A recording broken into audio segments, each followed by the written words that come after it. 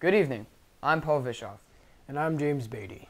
In the news tonight, the Denver Broncos lost to the Oakland Raiders 50-12. A massive recall of Honda's self-driving car after a wrong turn landed a 96-year-old woman in the ocean.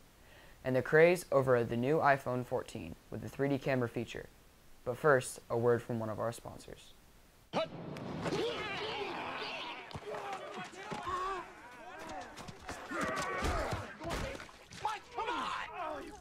Mike, what is your deal, man? Oh, come on, man. You've been riding me all day. Mike, you're playing like Betty White out there. That's not what your girlfriend said. Baby.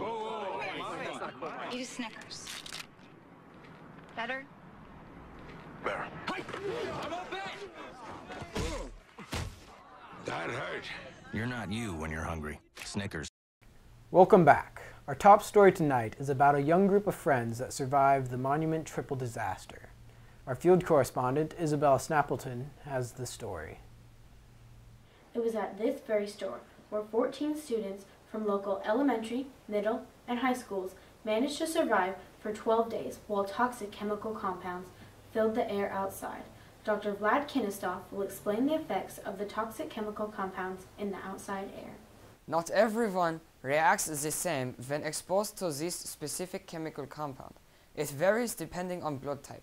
If the person has the A blood type, they will suffer from paranoia and hallucinations. If the person has AB blood type, they will experience painful blisters all over the body and eventually die. If the person has O blood type, they will experience uncontrollable rage and attack any living thing in their path. And surprisingly, people with the B blood type suffer no negative consequences except for reproductive failure. B blood type also happens to be my personal favorite. Yes, I love the B blood. But how did the chemicals get released into the air? The dangerous compounds escaped from a secret military facility when an 8.2 earthquake rocked the western United States, releasing the poisonous gases from the NORAD military weapons facility.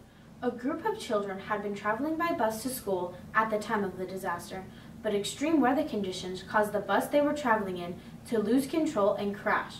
The group took shelter in a nearby superstore and waited for the storm to end. Unfortunately, their bad luck was just beginning. After the storm, an 8.2 earthquake shook the town of Monument. After the earthquake, the group discovered they were trapped inside a superstore, which is a convenient place to be trapped, since they had plenty of food and water.